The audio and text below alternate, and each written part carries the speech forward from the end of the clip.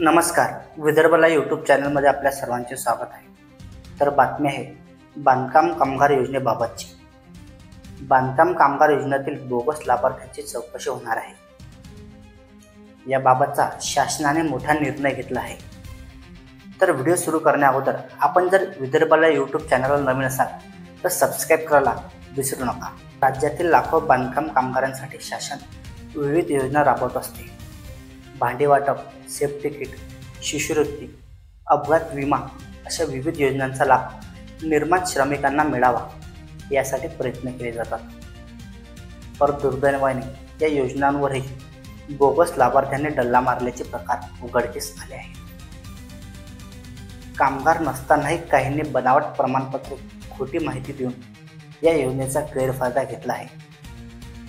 हे लक्षात येताच शासनाने कठोर पावले उचलण्याचा निर्णय घेतला आहे.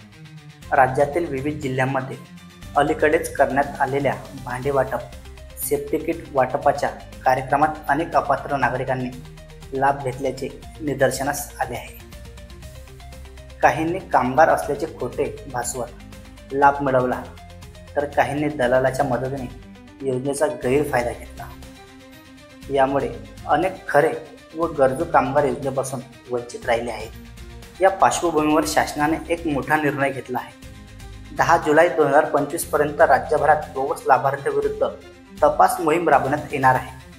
जिल्हा प्रशासन, कामगार विभाग व संबंधित अधिकाऱ्याकडून या प्रकरणाची सखोल चौकशी केली जाईल. अपात्र ठरलेल्यांना योजनामधून वगळण्यात येणार असून दोषींवर कारवाई केली जाणार आहे. तर तुम्ही बांधकाम कामगार असाल आणि योग्य कागदपत्रासह नोंदणी केलेली असेल तर काळजी करण्याची गरज नाही. पण तुम्ही जर खोटी माहिती देऊन लाभ घेत असाल तर या मोहिमेमुळे तुमच्यावर कारवाई होऊ शकते. गरजूंना न्याय मिळावा आणि योजनेचा लाभ खऱ्या पात्रांपर्यंत पोहोचावा या मोहिमेचा उद्देश आहे.